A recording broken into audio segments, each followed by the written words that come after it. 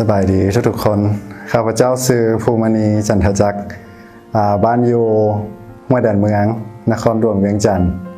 ตอนนี้ข้าพเจ้าได้มาฝึกปฏิบัติธรรมอยู่ที่วัดดานพระ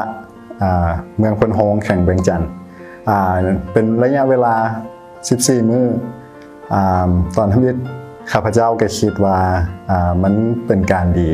ที่ได้มาฝึกปฏิบัติและก็รู้จักธรรมะหลายขึ้นข้าพเจ้าเข้ามาปฏิบัติแล้วก็รู้สึกว่ามันให้ความซุ่มเย็นหลายขึ้นให้ความรู้สึกสบายกายสบายใจแล้วก็สามารถเรียนรู้หลักธรรมคำสอนได้หลายขึ้นแล้วข้าพเจ้าก็ได้มีโอกาสได้เห็นใช้ชีวิตประจำวันอยู่กับครูบาอาจารย์และก็จัวสมณีหลายๆคนได้เห็นการดำรงชีวิตของพวกเขาเจ้าและสามารถได้สัมผัสถึงหลักคำสอนของพระพุทธเจ้าที่เพิ่นได้สอนภิกขุทั้งหลายของเพิ่นในสมัยนั้นซึ่งหลักคำสอนนั้นถือว่าเป็นการดีให้ข้าพเจ้าได้รู้สึกมีจิตใจที่ใสสะอาดหลายขึ้นแล้วก็มีความสงบอยู่ภายในจิตใจหลายขึ้นเพราะฉะนั้นเวลาที่ข้าพเจ้าผ่านมาแล้ว14 มื้อก็รู้สึกว่ามันจิตใจใสสะอาดปลอดโปร่งแล้วก็รู้สึกว่าหลังจากออกไปนี้ก็สามารถสู้อุปสรรคต่างๆได้หลายขึ้นรู้สึกว่ามีความทะเยอทะยานและก็มีความกล้าที่จะสู้หน้าต่อไปกับชีวิตของเราได้หลายขึ้น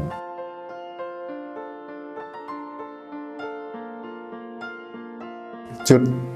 ด้อยของข้าพเจ้าที่มาตอนแรกเนาะก็จะเป็นเกี่ยวกับการบริหารจัดการเวลา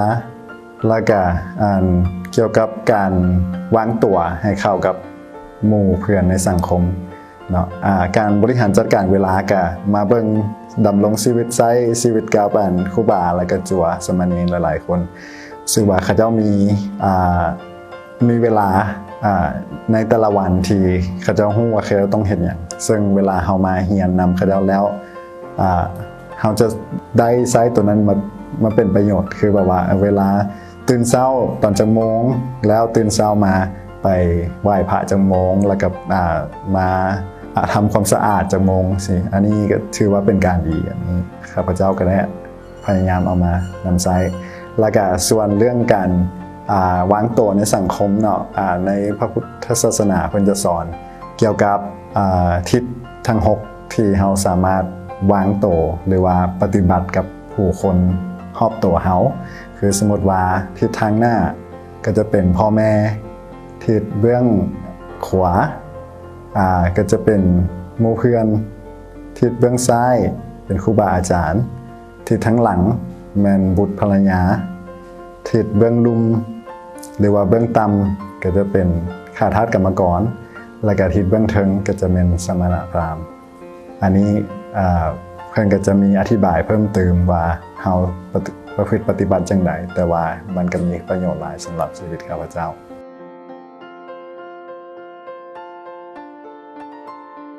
สำหรับความก้าวหน้าในจิตใจเนาะตอนแรกที่มาเฮาก็บ่ได้รู้สึกว่าเฮาพยายามที่จะมาแต่ว่าพ่อแม่เป็นคนที่แนะนำให้มา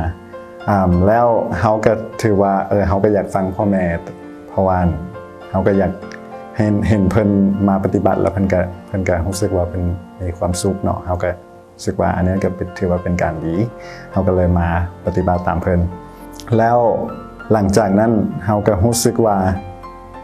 ความเปลี่ยนแปลงเนาะภายในจิตใจของเฮามันก็รู้สึกว่า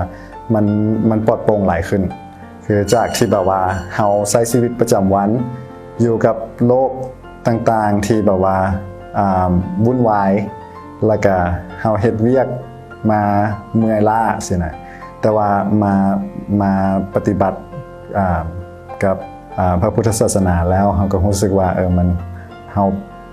ลงขึ้นเฮารู้สึกว่าสามารถคิดได้หลายขึ้นอันนี้มีความปลอดโปร่ง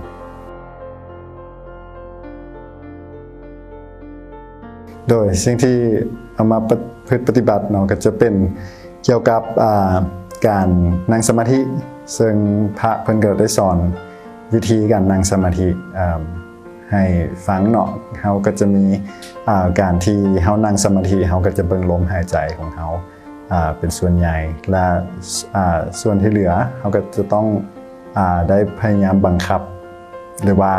อบรมจิตใจของเขาให้มันสบายขึ้นแล้วเพิ่นจะสอนว่าใน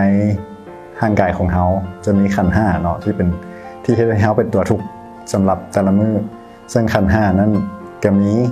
1เนาะจะเป็นรูปก็จะเป็นทางกาย2เนาะก็จะเป็นเวทนาก็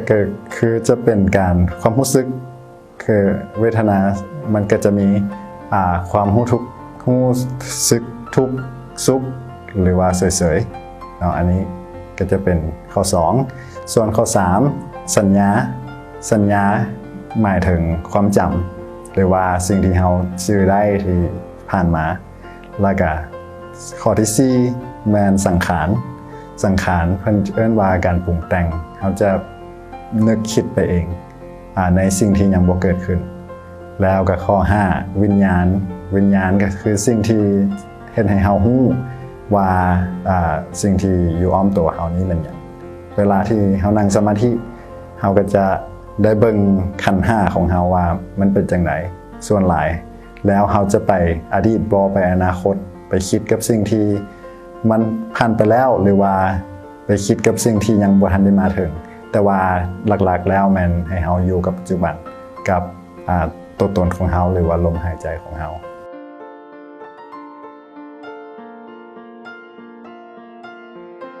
โดยรวมๆคิดว่าสิ่งที่เห็นเปลี่ยนแปลงหลักๆแล้วก็จะเป็นเกี่ยวกับมุมมองของตัวเองคือสมมุติว่าเฮามาสั่นเข้ากับพระอาจารย์สินะตอนทำบิดเนาะเฮาก็บ่เคยได้มาคือแบบว่านั่งท่าให้คนมาทานอาหารให้แล้วตอนนี้เฮาก็แบบว่าเฮาได้มาดำรงชีวิตจังซี่แล้วเฮ็ดให้เฮารู้สึกคุณค่ารู้สึกถึงคุณค่าของอาหารที่เฮาได้กินแล้วเฮ็ดให้เฮารู้สึกว่ามีความขอบใจกับคนที่มาถวายเนาะหรือว่าน้ำใจที่คนอื่นมีให้เฮาคือปกติเราจะบ่มีใครเอาอาหารมาให้เลยแต่ตอนนี้รู้สึกว่าคนที่มาปฏิบัติพระพุทธศาสนาหรือว่ามาถวายทานอาหารหรือว่าสังฆทานก็คือเป็นบุคคลที่มีจิตใจงามจิตใจดี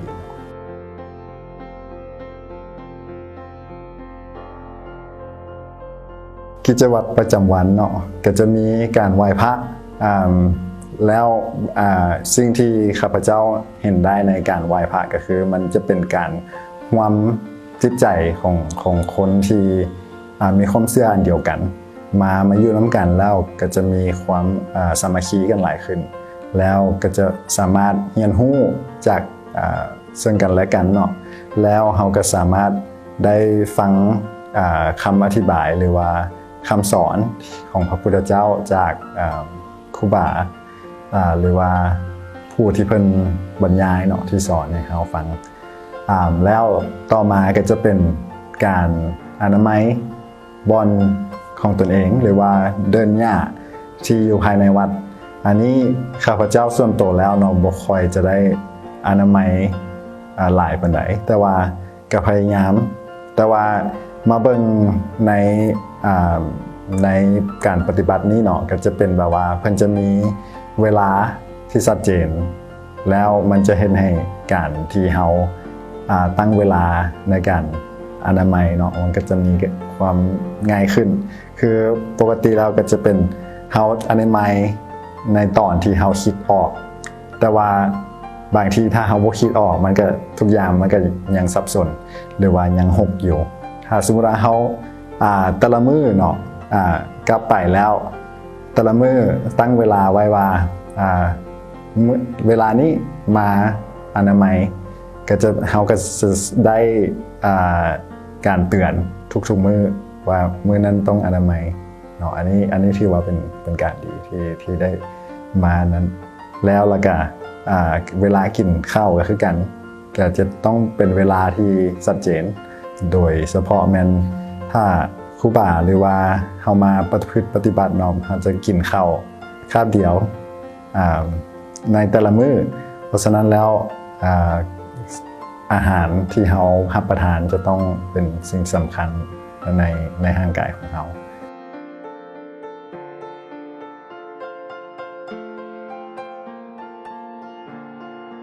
โอเคหลังจากที่ข้าพเจ้าได้มาปฏิบัติอยู่ในศาสนาแล้วเนาะสิ่งที่ประทับใจที่สุดก็คือการเห็นผู้คนหลายๆคนมันเต้าโฮมกันในนามของศาสนาเนาะแล้วมันจะมีคนหลายๆอายุเนาะและก็อาชีพมาจากหลายๆแขวงทั่วประเทศซึ่งมันก็จะเห็นให้เราสามารถเห็นถึงแง่มุมหลายๆแง่มุมได้สามารถเห็นรู้จากคนหลายๆคนเนาะอันนี้ถือว่าเป็นสิ่งที่ประทับใจแล้วอีกอย่างหนึ่งก็คือทุกๆคนเหล่านั้นที่แตกต่างกันยังมีสิ่งเดียวที่สำคัญก็คือศาสนาที่ให้เราได้มีเป้าหมายอันเดียวกันก็คือการไปสู่พระนิพพานเนาะหรือว่าความสงบแห่งชีวิตที่ทุกๆคนพยายามที่จะดับกิเลสหรือว่าความทุกข์ของตัวเองที่มีอยู่ในโลกเนาะเวลาเราดำรงชีวิตอยู่ในโลกแน่นอนอยู่แล้วว่าเราจะต้องมีความทุกข์ที่เข้ามาบ่น้อยก็หลายแต่ว่าการที่ทุกๆคนมาทำเฮียนสิ่งที่พระพุทธเจ้าสอนถือว่าเป็นสิ่งที่เฮ็ดให้เราได้ตัดหรือว่าพยายามละสิ่งที่เรายึดติดกับตัวเองให้มันหมดไปหลายขึ้นอันนั้นคือสิ่งที่ข้าพเจ้าประทับใจหลายที่สุดเนาะแล้วสุดท้ายนี้ฝากไว้สำหรับท่านใดที่สนใจเนาะอยากเข้ามาประพฤติปฏิบัติคือกันก็สามารถเข้ามาแล้วละก็บอกพระที่เพิ่นอยู่นี่เนาะให้เพิ่นได้ฮู้ไว้ก่อนว่าเฮามีจุดประสงค์หยังเฮามีจุดด้อยจุดเสียอย่างใดเฮาอยากพัฒนาจังไดอันนี้ถ้าสมมุติว่าเฮาให้เพิ่นทำฮู้ไปเพิ่นจะสามารถช่วยให้เฮาฮู้ได้ว่าจุดใดที่เฮาควรจะปรับปรุงแล้วเราจะปรับปรุงจังไดอันนี้ถือว่าเป็นสิ่งที่สำคัญแล้วอีกอย่างหนึ่งก็คือเฮาจะต้องมีความน้อมของตัวเองบ่แม่นว่าเวลาที่เฮามาแล้วเฮาจะหวังแต่ประโยชน์ส่วนตัวแต่ว่าเฮาจะต้องคิดถึงประโยชน์ของผู้อื่นหรือว่าเฮาจะบ่ไปก้าวก่ายสิทธิของคนอื่นเนาะอันนี้ฝากทุกคนไว้เพราะว่ามันเป็นสิ่งที่สำคัญเวลาที่เฮาใช้ชีวิตอยู่ในโลกเนาะบ่ว่าจะอยู่ไสก็ตามเฮาจะต้องมีความน้อมถ่อมตนกับคนอื่นหลายๆคนเพื่อที่